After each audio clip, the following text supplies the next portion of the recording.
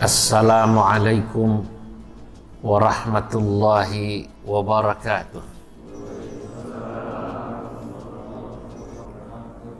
Alhamdulillahilladzi bini'matihi tatimmus salihat wa birahmatihi tanazzalul barakat wa bi'alaihi nanju minal baliyat.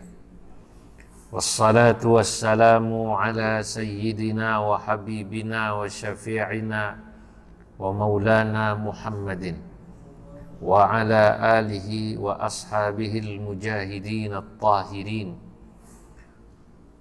wa ala alihi wa ashabihi al-mujahidin at-tahirin wa man tabi'ahum bi ihsan ila yaumiddin, amma ba'du. Yang saya muliakan segenap jamaah i'tikaf Masjid Ad-Da'wah, mu'takifin, mu'takifat, wabil khusus para sesepuh. Insyaallah semua yang hadir dicatat dalam deretan ahli surganya Allah. Malam hari ini alhamdulillah saya dapat kehormatan silaturahim ke Masjid Ad-Da'wah untuk i'tikaf. Masya Allah, saya lihat nikmat sekali nih. Ya, kayaknya kalau ada waktu, walaupun saya nggak diundang, pengen juga ntar besok-besok i'tikaf di sini. Bapak-bapak, ibu-ibu yang dimuliakan Allah, malam ini saya akan membawakan tema tentang apa hubungan spiritualitas dengan kemanusiaan. Spiritualitas itu dalam bahasa Arab disebut rohani, rohaniyah. Ramadan itu kan katanya madrasah rohaniyah, madrasah di mana rohani kita, ruh kita ditempa agar menjadi orang yang tidak materialistik tapi rohani, menjadi manusia yang spiritualistik. Nah, kenapa demikian? Karena memang bandul kehidupan kita itu 11 bulan boleh dikatakan cenderungnya lebih berat pada bandul materi. Itu kenapa Allah Subhanahu wa Ta'ala memberikan kepada kita anugerah ada 1 bulan itu, di mana bandul kehidupan itu digeser agar kemudian menjadi lebih kepada spiritual atau yang rohani, tidak sekedar materi. Di antaranya apa? Di antaranya kita diajak berpuasa. Selain berpuasa, kita juga diajak berbagi. Kemudian ada qiyam Ramadan, kemudian juga termasuk baca Quran. Nah, ini 1 bulan, jujur bandul itu kalau ini ada timbangan yang tadinya beratnya itu kepada materi, kemudian alhamdulillah menjadi bergeser berat kepada spiritual. Itu kenapa orang kalau bulan Ramadan biasanya mau bikin dosa agak takut ya. Yang biasanya suka bohong itu kalau bulan puasa biasanya nggak berani bohong. Kata temennya, lu yang bener lu, jangan bohong. Demi Allah di bulan puasa nih. Dosa katanya. Kalau saya bohong apa namanya? Dosa. Nah, itu berarti dia sadar kalau bohong itu dosa gitu. Nah, biasanya dia nggak sadar. Nah, bulan Ramadan membuat dia menjadi sadar bahwa bohong itu dosa. Nah, sebelumnya di luar Ramadan mungkin dia agak bakhil, agak lebih memikirkan diri sendiri. Tapi di bulan Ramadan, bulan puasa, kepekaan sosialnya, kepeduliannya kepada sesama lebih. Nah, itu juga Ramadan. Lah, disinilah kenapa saya ingin membahas Ramadan sebagai madrasah rohani dan kemudian hubungannya spiritualitas atau rohani dengan kemanusiaan. Nah, hadirin yang dimuliakan Allah, manusia itu sesungguhnya makhluk yang sudah dimuliakan. Itu prinsip. Di dalam surah Al-Isra, Allah Subhanahu wa taala berfirman ayat 70 kalau nggak salah ya. Saya lupa itu. Allah Subhanahu wa taala berfirman, "Walaqad karramna bani Adam." Nah, ini bisa dicek. "Walaqad karramna bani Adam." Dan sungguh kata Allah, kami telah muliakan Bani Adam. Betul. Al-Isra ayat 70. Nah, sungguh kata Allah, kami itu telah memuliakan manusia, Bani Adam. Lah, manusia itu mulia atau dimuliakan Allah, pertama, dia dari sisi jasadnya saja sudah dimuliakan. Jadi sebagai jasad tubuh ini, kita ini manusia dimuliakan. Salah satu bukti bahwa manusia sebagai manusia saja itu sudah dimuliakan, manusia itu andai kata mohon maaf dia meninggal, yaitu dikubur. Kan gitu kan, manusia. Apapun agamanya, kalau dia meninggal dikubur. Ya, misalnya dalam Islam, kita kok tinggal di daerah Muslim. Lalu kemudian ada non-Muslim meninggal di kampung kita. Nggak ada saudaranya, maka kita yang Islam wajib, ini bukan cuma sunnah, wajib hukumnya mengubur orang itu. Atas nama apa? Atas nama kemanusiaan. Kemanusiaan secara jasad. Jadi secara fisik dia harus dihormati, Pak. Belum melihat, mohon maaf, apa agamanya, belum melihat yang lainnya misalnya akhlak, dari secara fisik saja manusia itu sudah harus dimuliakan. Kenapa? Karena Allah dalam surah Al-Isra mengatakan, sungguh kami telah memuliakan manusia. Maka kalau kita tidak bisa menghormati orang lain karena agamanya, tidak bisa menghormati orang lain karena akhlaknya, hormatilah dia setidaknya dia sebagai manusia. Subhanallah. Jadi, kenapa begitu, Pak? Loh, dia kan non-muslim, lu kenapa lu hormati? Nabi ketika lagi duduk dengan sahabat dalam satu percakapan, tiba-tiba ada orang digotong jenazah. Nabi tanya, itu siapa? Gerangan fulanun Yahudiyun. Oh, si fulan Yahudi ya Rasul. Nabi yang semula duduk, beliau berdiri. Sahabat bertanya pada Nabi, ya Rasulullah, kenapa engkau berdiri? Alaysa Yahudiyan? Bukankah dia seorang Yahudi ya Rasul? Ini hadisnya sahih dalam Bukhari Muslim. Bukankah dia seorang Yahudi? Rupanya sahabat ini melihat Yahudi sebagai orang Yahudi, gitu loh. Agamanya yang dilihat.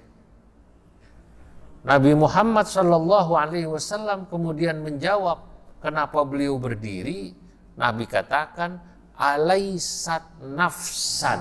Nah ini, bukankah dia manusia? Jadi Nabi bilang, bukankah dia manusia?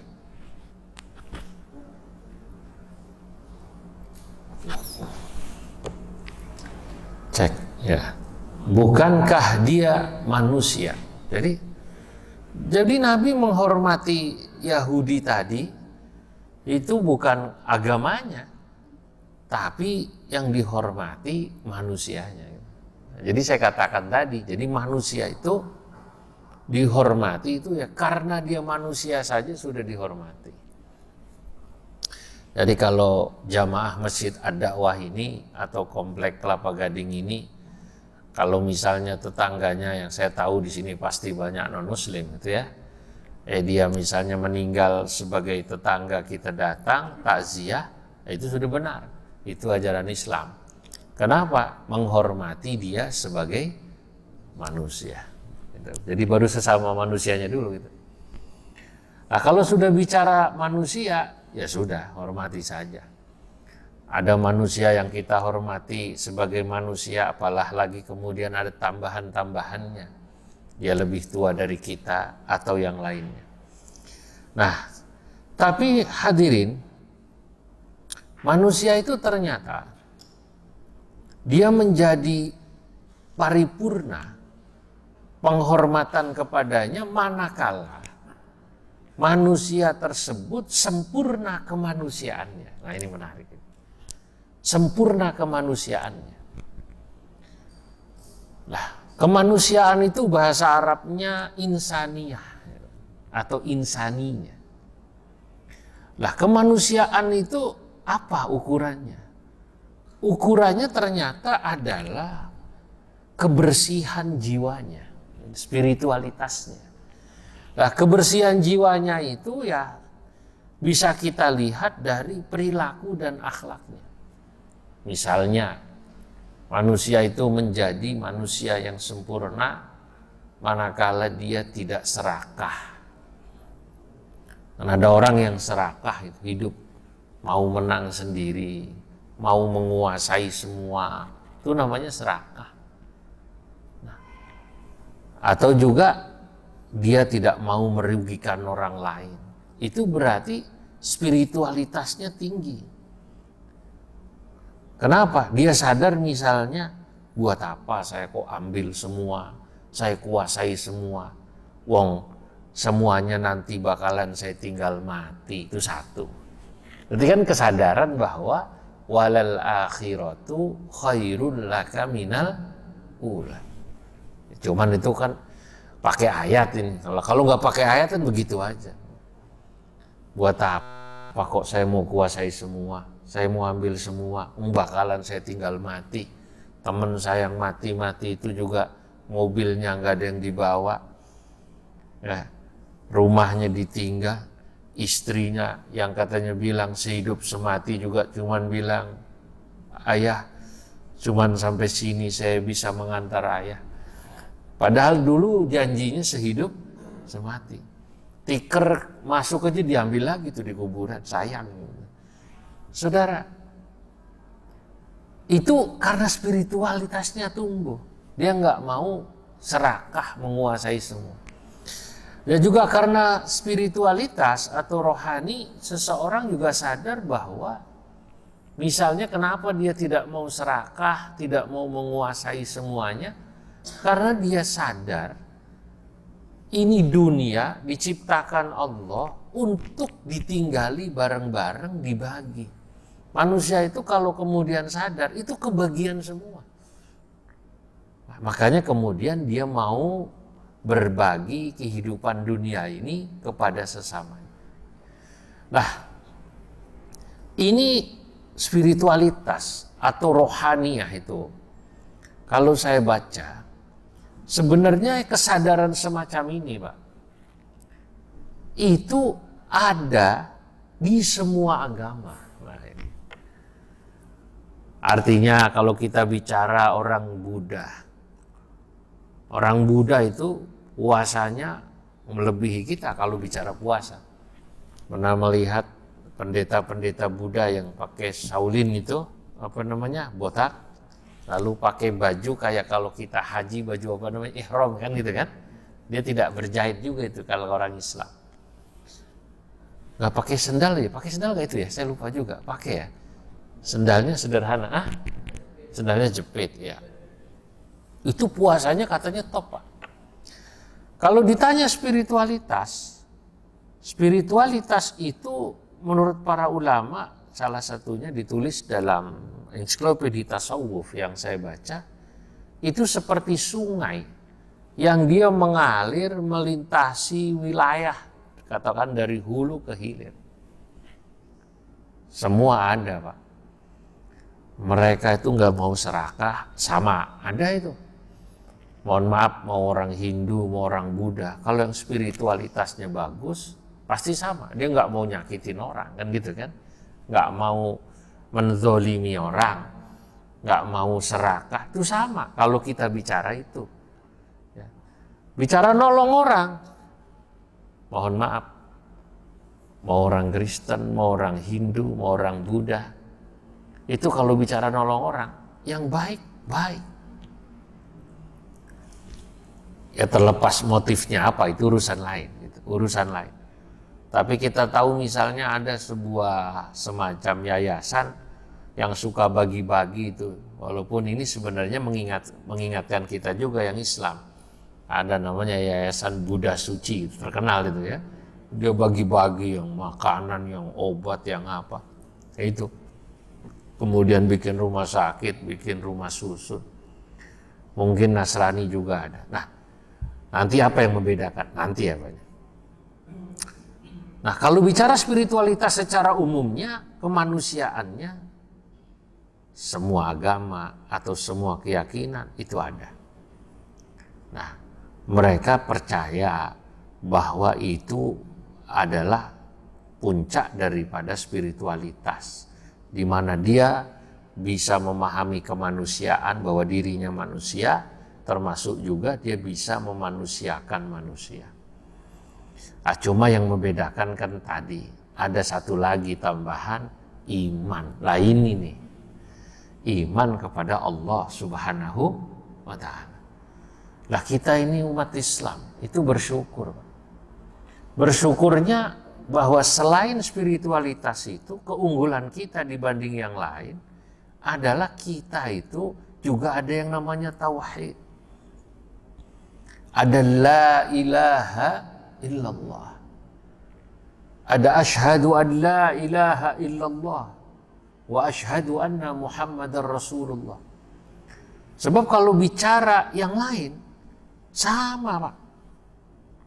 Dulu di Jogja ada tokoh Katolik terkenal namanya Romo Mangun. Penulis novel apa namanya itu? Burung Manyar apa itu ya? Saya lupa tuh. Dulu terkenal novelnya. Di Jogja terkenal. Ya, dari sisi kemanusiaannya terkenal beliau. Misalnya beliau tinggal di Kalicode, itu seingat saya, di bantaran Kalicode tempat beliau tinggal, dan di situ ada gerejanya. Kan orang Nasrani itu atau orang Katolik itu punya prinsip, di dekat gereja tidak boleh ada orang miskin yang nggak bisa makan, katanya gitu. Nggak boleh ada orang yang anak putus sekolah, nggak boleh ada orang sakit yang tidak terobati. Nah itu prinsip mereka itu. Nah itu sebenarnya ya sama dalam Islam juga begitu kan gitu. Cuma ini pengamalan gitu loh. Apa namanya? Pengamalan. Romo Mangun itu sangat terkenal sisi kemanusiaannya. Sehingga bahkan ada tokoh Islam sampai jadi doktor, disekolahin sama Romo Mangun. Ya jadi dokter dan jadi tokoh. Dia bilang, Romo, saya harus membalas apa dengan Anda ini? Romo sudah begitu baik pada saya. Apakah saya harus masuk Kristen? Oh enggak, saya nolong kamu itu karena kamu saya lihat cerdas, pinter, susah. Ya saya sekolahin. Kamu jadi orang Islam yang baik saja, itu sudah saya gembira, kata Romo Mangun. Singkat cerita, Pak, saat Romo Mangun wafat, atau kata orang Jawa mangkat gitu ya, itu ternyata banyak orang Islam yang takziah pada beliau. Saya tahu ini karena istri saya kuliah di Jogja termasuk yang takziah. Cuman istri saya masih mahasiswa. Beliau lihat, kok kiai ini takziah, kiai itu takziah. Ya pasti kan atas dasar kemanusiaan kan. Nah, ketika yang Islam ini kumpul, ini baru nih. Ada seorang kiai bilang begini, saudara-saudara, tahukah Anda Romo Mangun ini sebenarnya Islam? Oh, yang benar kiai? Iya. Belum tahu ya. Iya. Bukankah bantu orang miskin itu ajaran Islam? Iya, Romo Mangun ngamalin Islam. Bukankah nolong orang sakit itu perintah ajaran Islam? Iya, lah itu Romo Mangun ngamalin. nyekolahin orang, bantu miskin, fakir, semua. Beliau. Makanya saya bilang, kata Kiai ini, Romo Mangun ini Islam. Cuman sayangnya kurang satu. Beliau belum syahadat, itu aja sayang. Nah, sayangnya belum baca syahadat. Nah, syahadat itu kan rukun utama. Maka yang kedua, ketiga, keempat, kelima kan rukun Islam itu. Orang walaupun sholat, orang walaupun puasa, orang walaupun zakat, orang walaupun haji, kalau nggak baca syahadat nggak ada artinya. Lah sekarang bagaimana kalau dibalik? Orangnya sudah baca syahadat Islam, kan gitu. Orangnya sholat, orangnya puasa, orangnya haji, tapi dia tidak punya kemanusiaan. Nah dibalik ini sekarang mulai. Gak peduli pada orang susah, gak peduli orang lain susah. Ya. Bagaimana orang semacam ini? Jawabannya, orang semacam itu dia beragama tapi tanpa spiritual, tanpa spiritualitas. Dia beragama Islam tapi rohaninya kropos. Nah, yang menarik puncak daripada keberagamaan seseorang, kalau saya bahasakan begitu, atau spiritualitas seseorang itu, artinya kalau dia sudah baca syahadat gitu ya, lalu apa puncaknya? Puncaknya justru pada kemanusiaannya. Ketika dia mengamalkan kemanusiaan, nah disitulah puncaknya. Artinya begini Pak, bapak-bapak, ibu-ibu, orang mohon maaf ya, kalau sholatnya banyak, puasanya banyak, termasuk sedekahnya banyak. Tapi kalau dia tidak mengamalkan kemanusiaan, artinya masih suka menyakiti sesama manusia, belum sempurna. Apa ada orang begitu? Banyak. Saya belakangan ini ya, ini belakangan itu jadi orang tidak ingin cepat memuji orang dulu. Karena saya sering kecele. Kecele itu apa ya? Kecele itu ketipu, terkecoh. Ya betul. Ini saya mau cerita tapi rahasia, jangan ngomong-ngomong ini. Saya sering diundang kadang-kadang pengajian di beberapa provinsi, kabupaten, saya sering keliling. Lalu saat diundang begitu kadang-kadang ada pimpinan daerah, gubernur, kadang bupati, wali kota. Itu saat saya hadir, misalnya ada satu tempat saya nggak mau sebut namanya, wah dipuji banget ini gubernur ini. Jadi saya ngisi acara malam, saya lupa apa itu Isra Mi'raj, apa Muharram atau apa saya lupa. Tapi subuhnya lalu saat itu gubernur datang, tapi subuhnya gubernur mengundang saya untuk hadir di masjid beliau kuliah subuh. Beliau itu selalu subuh berjamaah keliling di daerah dimanapun datang pasti subuhan.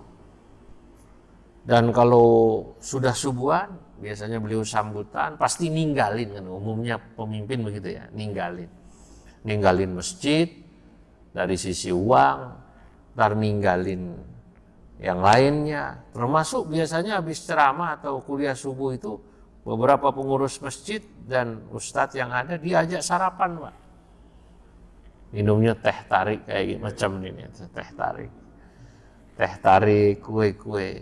Lalu saya diajak ngomong atau diomongin sama orang situ, nggak ada gubernur kayak gitu. Beliau itu mau datang jam berapa, pergi dari mana, jam 1 malam, subuh pasti di masjid. Kepeduliannya sama masjid luar biasa, sumbangannya, makanya pantas dipilih lagi, jadi lagi. Oh, baguslah kata saya. Nggak lama ketangkep KPK, Masya Allah. OTT.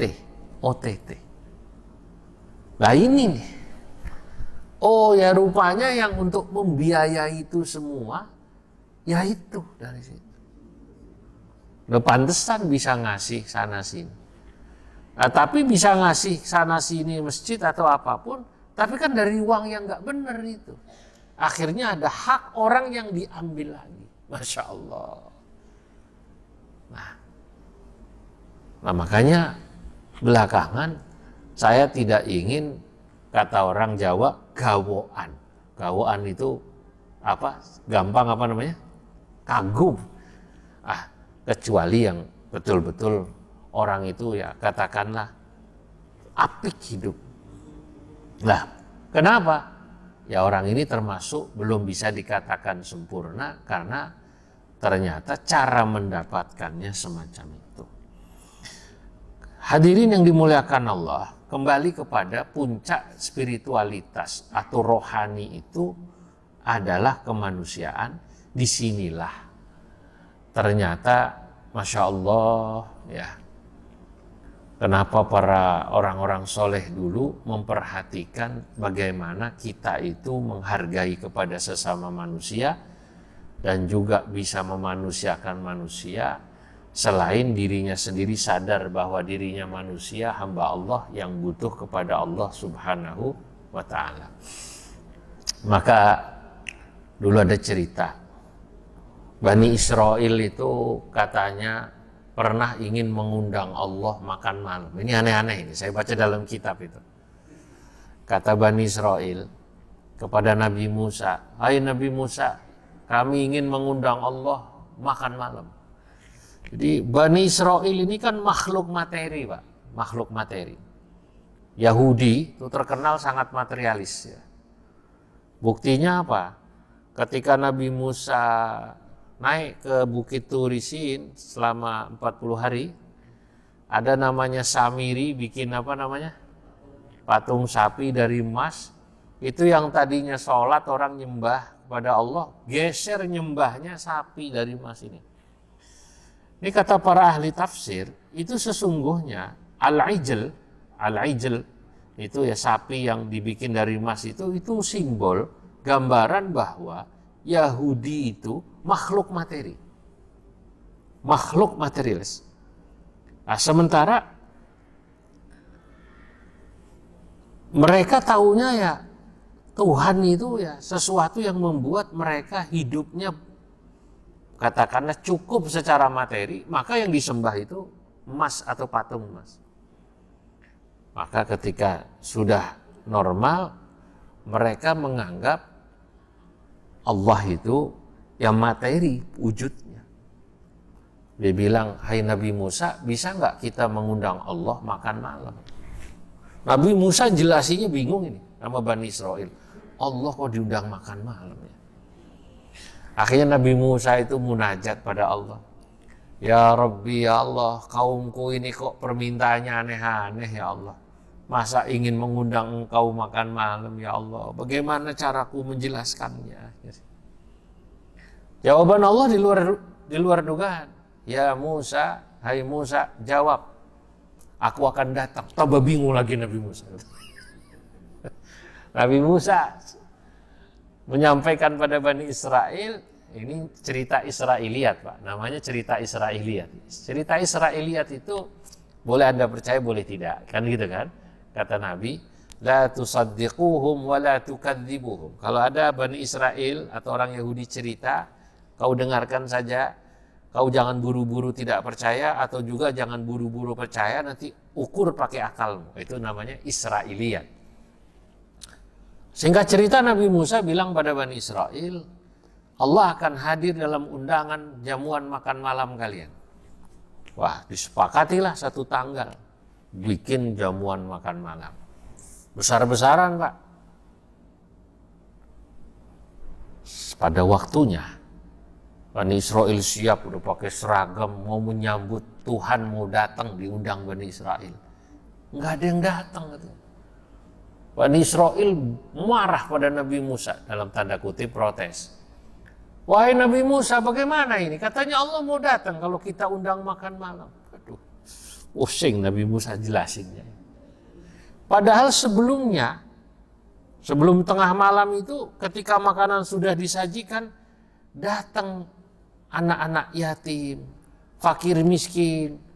Pak, boleh makanannya nggak? Nggak boleh, ini khusus buat Allah. Ntar aja kalau udah sisa. Datang lagi pensiunan, ditolak juga. Pensiunan ditolak, ini buat Allah ini. Bukan buat fakir miskin, bukan buat pensiunan, bukan buat orang susah. Yang dijamu nggak datang, yang datang malah orang miskin, orang susah, orang sakit. Malah ditolak. Sampai tengah malam, sampai besok, ya nggak datang Allah. Wong dipikir Allah itu jasad seperti mereka apa? Akhirnya Nabi Musa munajat, ya Rabbi, bagaimana aku menjelaskan pada kaumku? Hai Musa, kata Allah, hai Musa, sampaikan pada Bani Israel, aku datang, tapi mereka mengusirku. Aku datang, tapi mereka mengusirku. Hai Musa, sampaikan pada Bani Israel. Andai kata mereka Bani Israel itu memberi makan yatim itu, fakir itu, miskin itu, yang sakit, yang papa itu, sesungguhnya mereka sama dengan memberi makanku, sama dengan menjamu diriku. Memberi ridho manusia atau mencari keridoan manusia. Keridoan manusia itu artinya membuat manusia senang, bahasa gampangnya begitu.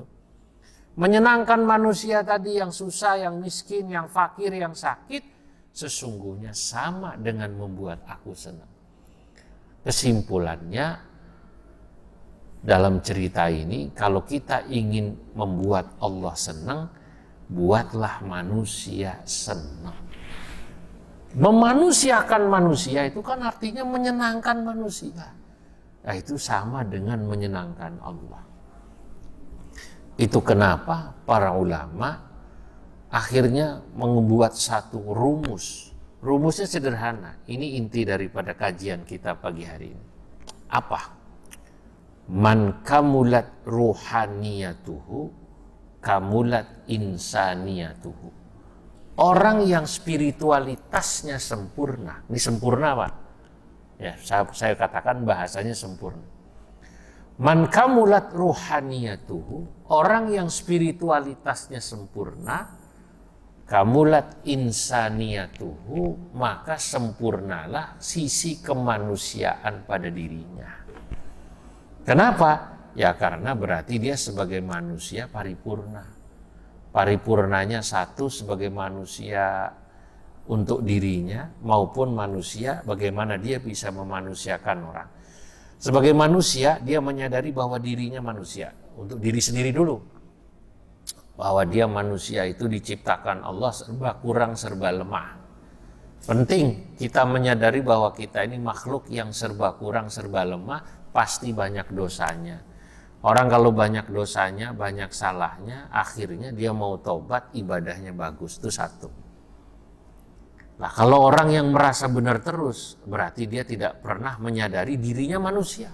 Ngakunya kayak malaikat. Kalau disuruh minta maaf, nggak mau. Saya minta maaf sama dia. Salah gue apa dulu? Katanya gitu. Kalau gue tahu salahnya apa, gue mau minta maaf. Masya Allah. Berarti dia ini ngerasa kayak malaikat. Minta maaf aja nggak mau. Nah, tapi kalau dia merasa manusia, tak pun dia harus tahu kira-kira salahnya dia apa, dia sadar bahwa sebagai manusia, dia pasti punya salah. Ya kayak saya ini Pak, saya ngaji kayak begini nih. Saya harus minta maaf di ujung saya ceramah, karena boleh jadi ada kata-kata saya yang sadar tidak sadar nyinggung di antara bapak-bapak itu. Terutama kata pensiunan tadi. Jadi saya harus minta maaf kan begitu. Namanya orang banyak bicara kan nggak sadar. Nah, jadi sadar diri kita manusia itu penting. Sebab kalau orang tahu dirinya manusia, maka dia akan tahu Allah Tuhannya. Itu kan ada ungkapan yang sangat terkenal.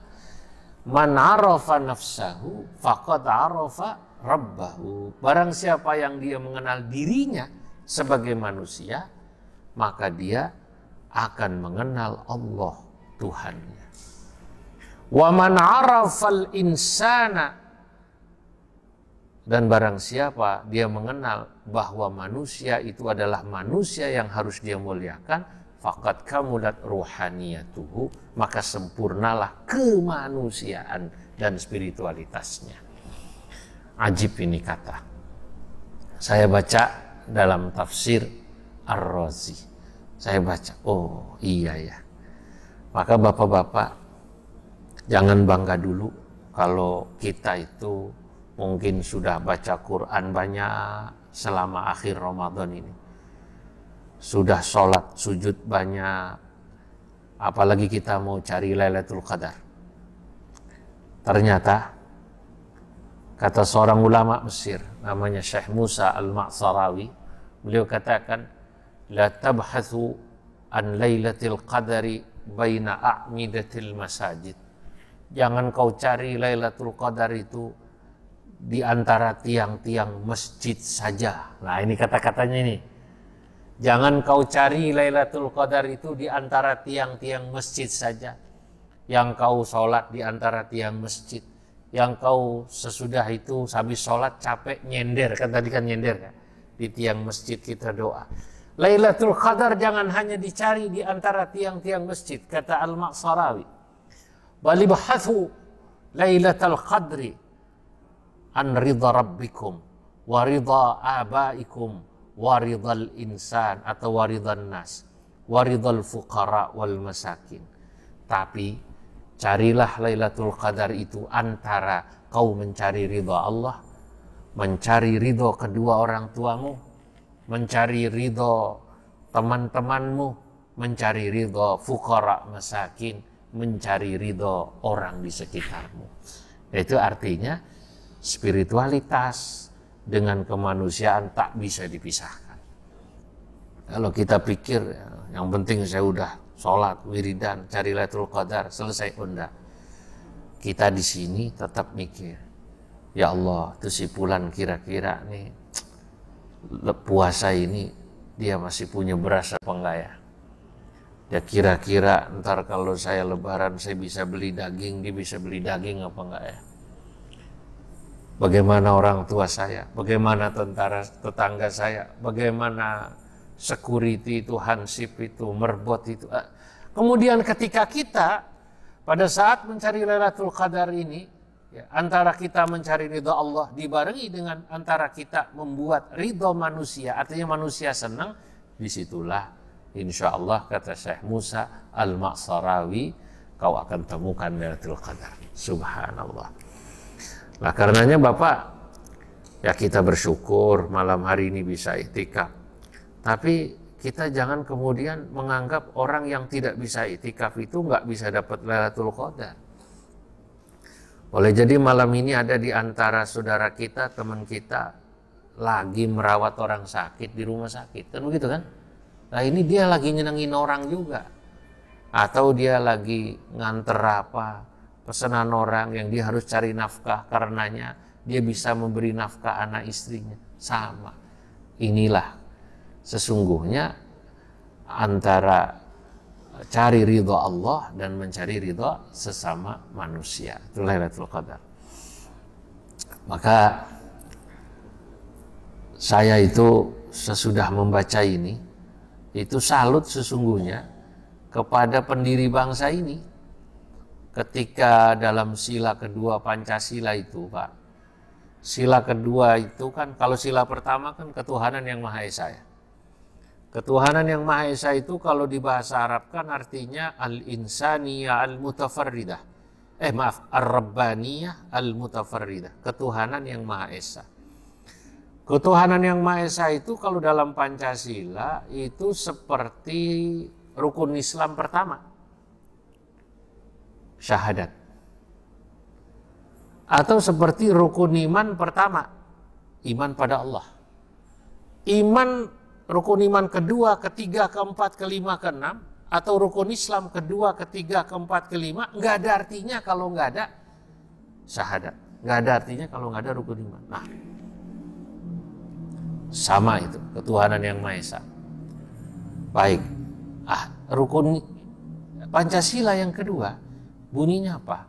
Kemanusiaan yang adil dan beradab. Nah, ini menarik ini.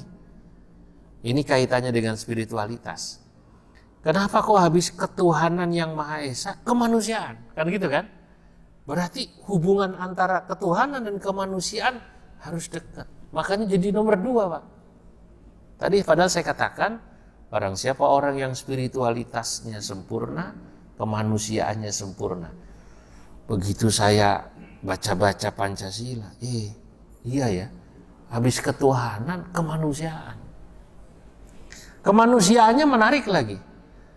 Kenapa kok dulu Pancasila pendiri ini tidak hanya mengatakan kemanusiaan, titik. Enggak, tapi ada tulisannya kemanusiaan yang adil dan beradab. Sekarang saya bahasa Arab kan ini. Kemanusiaan itu bahasa Arabnya al-insaniyah. Yang adil bahasa Arabnya al-adilah. Yang beradab bahasa Arabnya al-muhadzabah.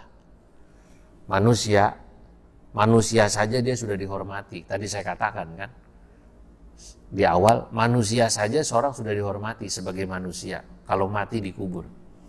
Tapi puncak kemanusiaan seorang manusia adalah manakala dia adil dan beradab. Adil dan beradab itu artinya akhlak. Jadi puncak kemanusiaan manusia itu dia menjadi manusia yang berakhlak. Kalau akhlaknya bagus, dia tidak akan menyakiti, dia tidak akan menzalimi, dia tidak akan serakah. Nah, itulah manusia. Makanya hadirin yang dimuliakan Allah, ya, marilah sama-sama kita berusaha. Di bulan puasa ini, Ramadan ini sebagai madrasah rohani, kita sempurnakan keimanan dan spiritualitas kita dengan memperbaiki akhlak kita dan menyempurnakan akhlak. Kenapa? Disitulah puncak daripada spiritualitas seseorang. Seorang ulama penyair bernama Al-Busti, Muhammad Al-Busti mengatakan begini, Aqbil 'alan nafsi wastakmil fadailaha. Sempurnakanlah kemanusiaanmu dengan menyempurnakan akhlakmu. Kenapa? Anta bin nafsi la bil jismi insanu. Karena Anda dihormati orang bukan karena tubuh Anda, fisik Anda yang ganteng, bukan. Bukan karena tubuh Anda yang cantik, bukan. Anda dihormati orang karena akhlak Anda yang bagus. Subhanallah. Jadi kemanusiaan yang adil dan beradab itu, manusia dihormati kalau akhlaknya bagus. Subhanallah. Nah, saudara-saudara, ini kajian kita pada malam hari ini. Ya, sekali lagi semoga kita bisa menjadi manusia yang sadar diri kita manusia dan juga manusia yang memanusiakan manusia. Orang yang bisa begini pasti akhlaknya bagus. Udah gitu saja. Terima kasih. Dan kalau sudah akhlaknya bagus, sempurnalah agamanya. Sempurna agamanya daripada akhlak itu. Saya kembalikan kepada pembawa acara. Saya sudah melebihi 45 menit ya. Katanya tadi ada tanya jawab, saya silahkan.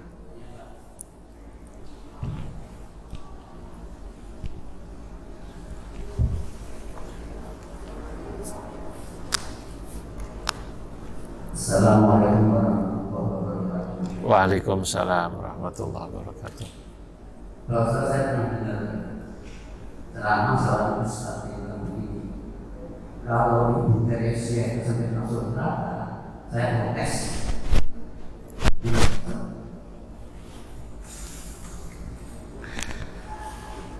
Ya, saya maksudnya gimana ini apa nih?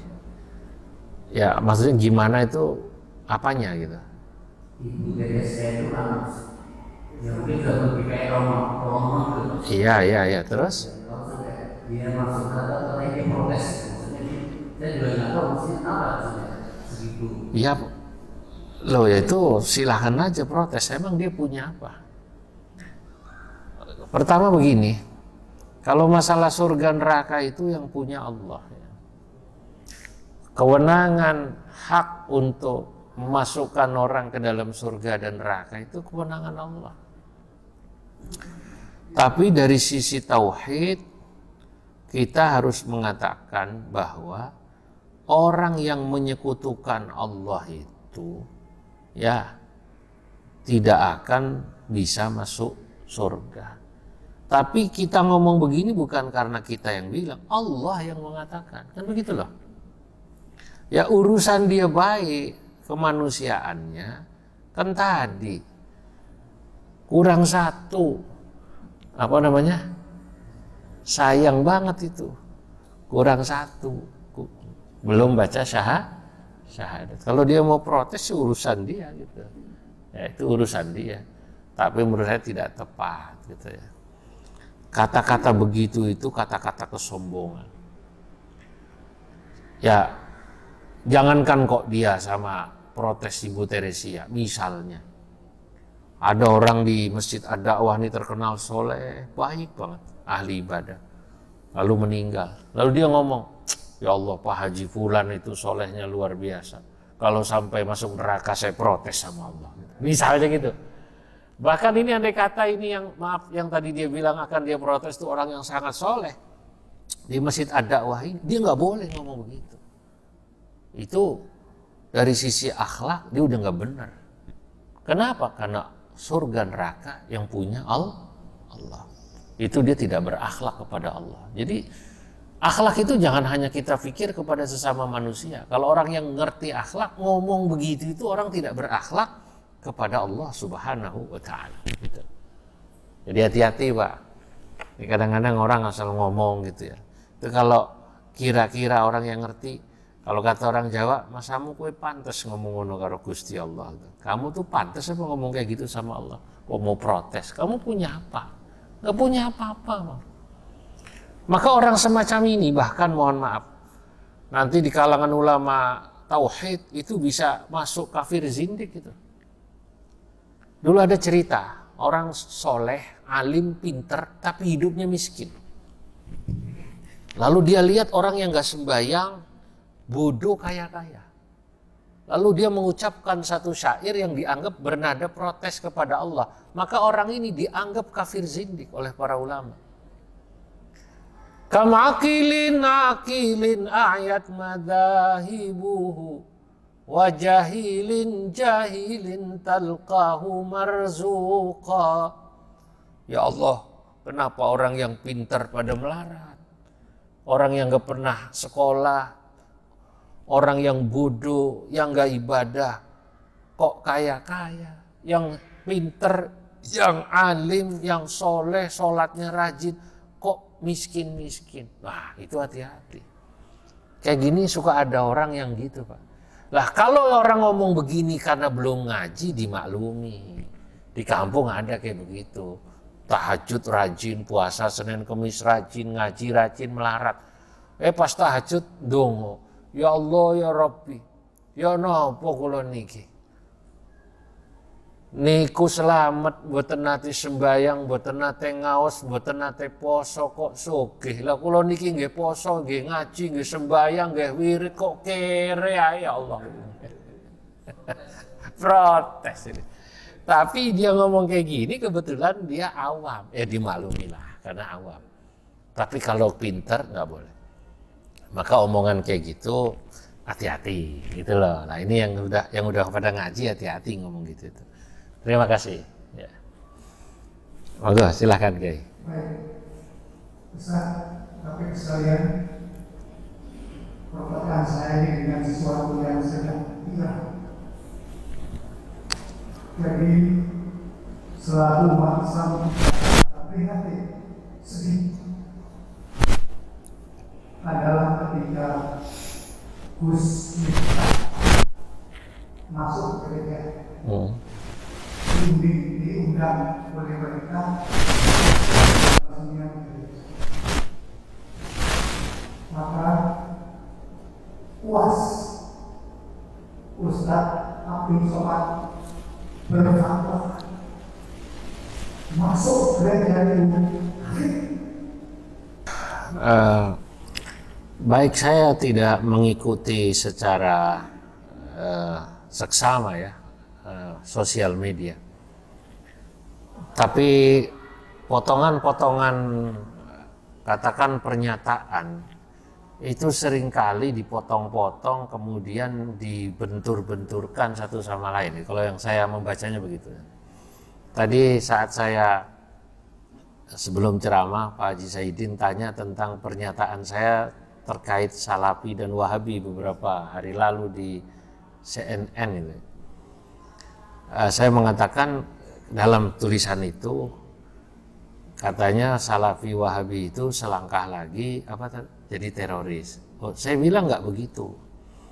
Saya diwawancarai terkait pernyataan salah satu direktur di BNPT yang mengatakan mereka yang terindikasi tertangkap jaringan terorisme di Indonesia yang ikut ngebom termasuk gereja itu katanya rata-rata dari teman-teman Salafi dan Wahabi, katanya gitu. Lalu kemudian dikaitkan dengan pernyataan Kiai Said Agil Sirot yang mengatakan Salafi Wahabi itu selangkah lagi menjadi teroris. Saya dimintai katakanlah komentar. Ya, lalu biasa cara nulis yang tadi saya mengatakan seakan-akan gitu. Saya bilang gini, semua paham dalam arti ormas itu ada yang moderat, ada yang kaku. Itu pasti kata saya. NU Muhammadiyah mayoritas moderat. Tapi NU Muhammadiyah ada yang kaku, ada. Kekakuan ini itu selangkah lagi pun menjadi radikal. NU atau Muhammadiyah yang kaku sama radikalnya, Pak. Itu kan yang sering saya ceritakan tahun 70-an, Pak. Itu orang NU di Madura itu menganggap agama mereka itu bukan sekedar Islam, tapi NU gitu. Maka ada cerita seorang kiai ke Madura tahun 70-an tanya bagaimana perkembangan Islam di Madura. Bagaimana perkembangan Islam di Madura? Alhamdulillah Kiai, Islam di Madura mayoritas tak ya. Mayoritas itu berapa persen? 90% Kiai. Pikir Kiai, Islam 90%, yang 10% sisanya dong Kristen atau Katolik, Hindu, Buddha dan lain sebagainya. Kata Kiai yang 10% itu perinciannya bagaimana? Yang 10% Muhammadiyah Kiai. Coba. Apa gak radikal ini?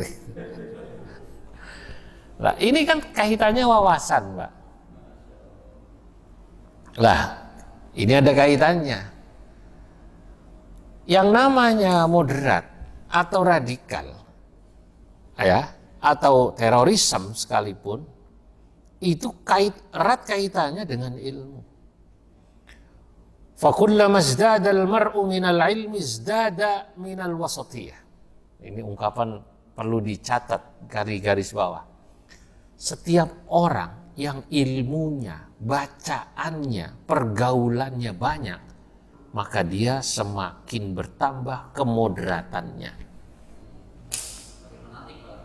Fakullama izdada al-mar'u ya bu'duhu minal ilmi, ya, setiap orang yang bertambah atau kurang dia ilmunya, maka semakin jauhlah dari kemoderatan.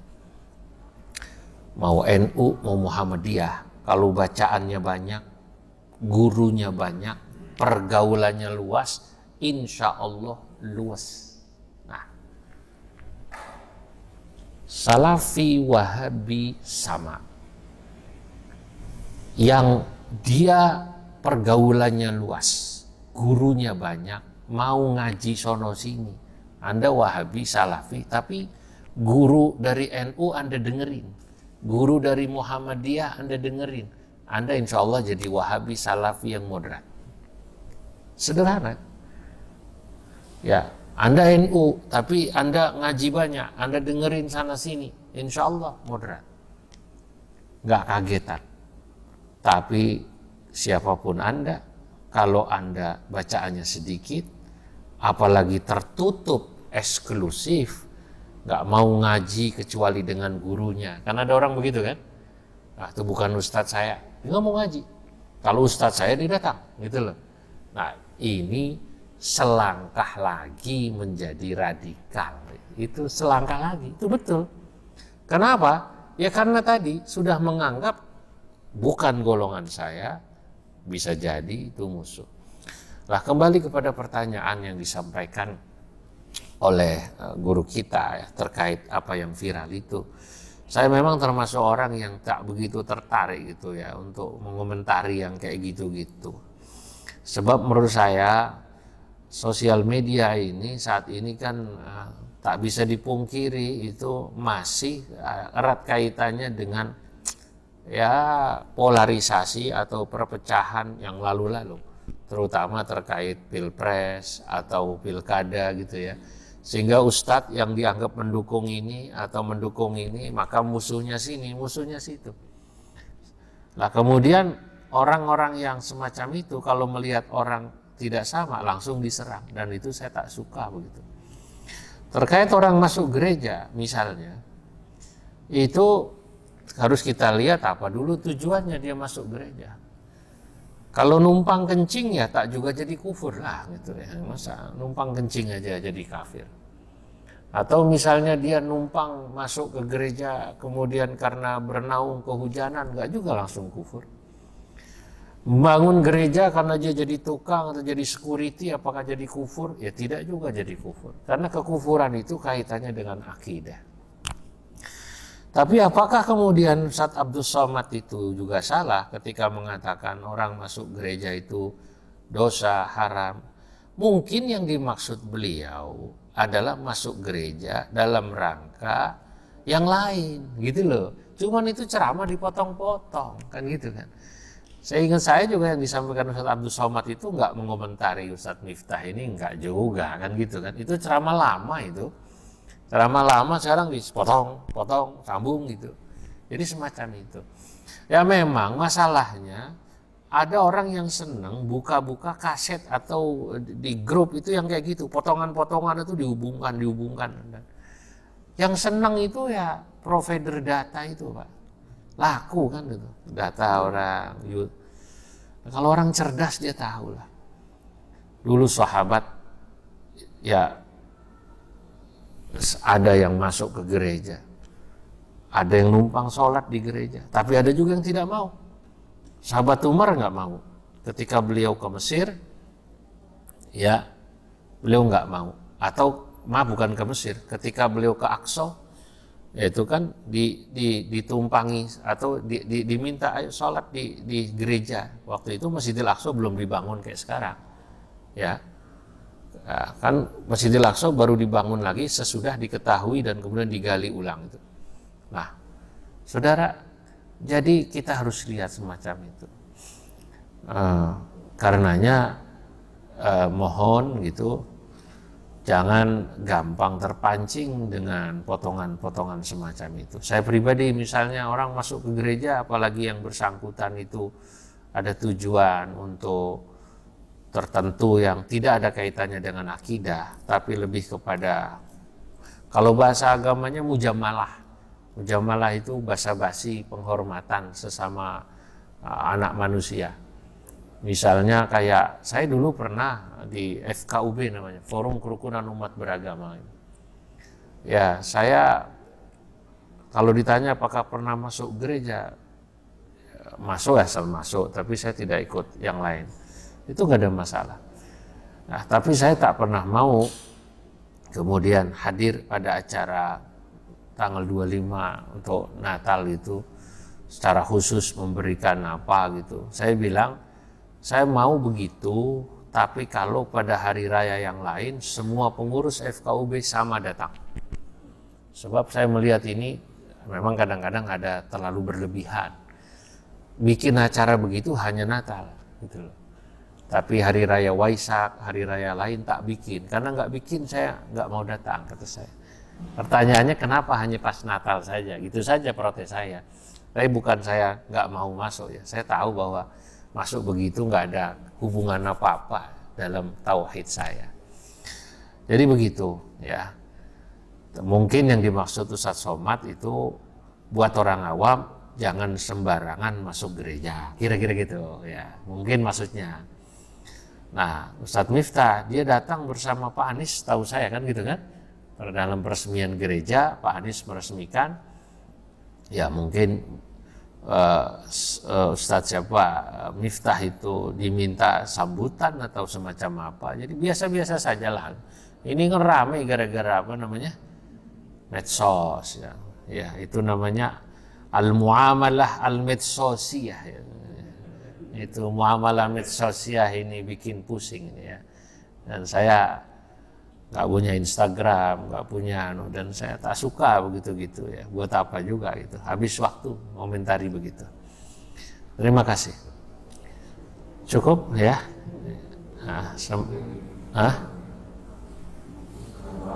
Mari sama-sama kita tutup dengan Bismillahirrahmanirrahim. Allahumma salli wa sallim ala Sayyidina Muhammad fil awwalin wal akhirin wa barik wa radiyallahu tabaraka ta'ala an sadatina sahabi rasulil ajma'in. Alhamdulillah rabbil alamin hamda yuwafi ni'ama wa yukafi mazidah. Ya Rabbana lakal hamdu kama yanbaghi li jalalikal karim wa 'azimi sultani. Allahumma arzuqna al-ikhlas wal istiqamah wa hubballah wa hubba man nahabbah. Rabbana zalamna anfusana wa illam taghfir lana tarhamna lanakunanna minal khasirin. Rabbana ighfir lana wa li ikhwanina alladhina sabaquna bil iman wa la taj'al fi qulubina ghillan lil ladzina amanu rabbana innaka ra'ufur rahim. Allahumma ya fariqal furqan wa munzilal Qur'an bil hikmati wal bayan barik Allahumma lana fi syahri Ramadan. Rabbana atina fid dunya hasanah fil akhirati hasanah qina adzabannar. Alhamdulillah rabbil alamin. Assalamualaikum warahmatullahi wabarakatuh.